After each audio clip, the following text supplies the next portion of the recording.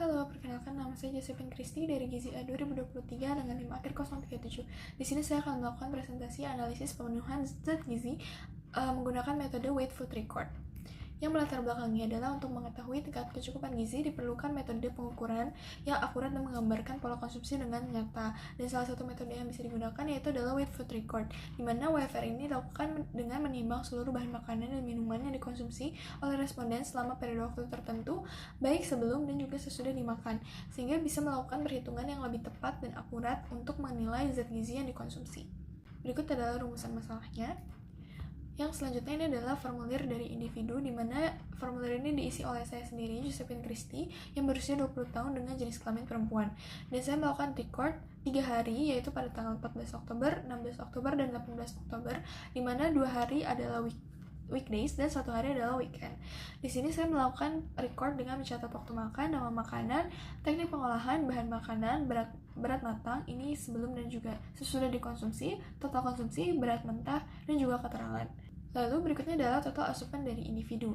Di sini setelah mengetahui berat konsumsi tadi bisa dihitung untuk energi, protein, lemak, karbohidrat, zat besi, kalsium, zinc, vitamin C, vitamin A, natrium, dan juga gula dengan menggunakan database Nutrisurvey, TKPI, dan juga database dari negara lain. Lalu saya menghitung kebutuhan individu saya di mana menggunakan IMT, BMR yang menggunakan BMR Harris Benedict, lalu SDA, dan juga energi aktivitas fisik, di mana ini mendapatkan energi sebesar 2358. Lalu berikutnya adalah analisis pemenuhan zat gizi individu, di mana dari angka kecukupan energi itu energi intake-nya hanya 1236, yang persentasenya adalah 52%. Ini masuk ke dalam kategori defisit berat. Untuk karbohidrat, protein, dan lemak ini juga masuk ke dalam kategori belum memenuhi, di mana karbohidrat hanya 28%, protein 9%, dan juga lemak hanya 15% saja. Lalu untuk zat gizi mikronya, zat besi, kalsium, zinc, vitamin C, dan vitamin A ini belum memenuhi, semuanya masih di bawah angka 60%. Lalu untuk natrium dan juga gula ini sudah cukup, dimana itu sudah 60% dan 50%, atau ini sebenarnya masih aman di bawah batas dari konsumsi natrium dan juga gula per hari. Lalu berikut adalah total asupan dari kelompok 1. Jadi data semua kelompok 1 dijumlahkan dan dirata-rata setelah dihitung standar deviasinya. Standar deviasi ini berfungsi untuk melihat variasi konsumsi dalam satu zat gizi, dimana di sini yang paling bervariasi dari kelompok 1 itu adalah konsumsi vitamin A. Lalu yang paling tidak bervariasi itu adalah konsumsi zinc, yang dimana nilai untuk vitamin A tadi itu 885 dan untuk zinc itu hanya 1.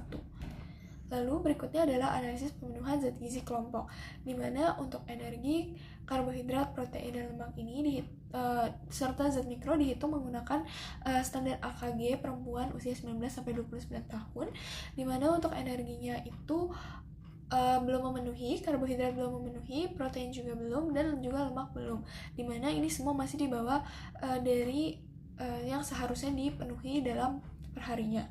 Lalu untuk zat gizi mikronya, untuk zat besi, kalsium, dan juga zinc ini masuk ke dalam kategori belum memenuhi, tetapi untuk vitamin C dan juga vitamin A itu masuk ke dalam melebihi. Untuk natrium dan gula ini belum memenuhi, tetapi ini masih dalam batas aman konsumsi harian. Berikutnya adalah kekurangan dan kelebihan, di mana kelebihannya datanya itu akurat dan juga objektif, serta tidak bergantung pada daya ingat responden, karena ketika kita ingin makan itu semua ditimbang dan juga langsung dicatat, sehingga tidak ada yang terlewat. Lalu untuk kekurangannya, proses penimbangannya setiap makanan ini membutuhkan waktu dan juga tenaga yang cukup besar dan juga sulit dilakukan ketika berada di luar rumah. Untuk kesimpulannya, semua zat gizi makro individu itu belum memenuhi kebutuhannya.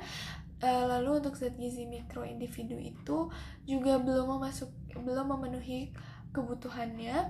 Lalu untuk zat gizi makro kelompok 1 itu belum memenuhi kebutuhan berdasarkan AKG, tetapi untuk zat gizi mikronya, zat besi, kalsium, dan zinc itu juga masih belum, tetapi vitamin A, vitamin C itu sudah melebihi, dan untuk asupan natrium dan gula itu masih dalam batas aman. Nah, metode Weight Food Record ini tuh akurat dan juga objektif karena datanya diperoleh dari penimbangan langsung, tetapi memakan waktu dan tenaga, serta dapat mengubah perilaku makan dan juga kurang praktis untuk digunakan pada banyak responden. Cukup dari saya mohon maaf apabila ada kesalahan kata. Sekian dan terima kasih.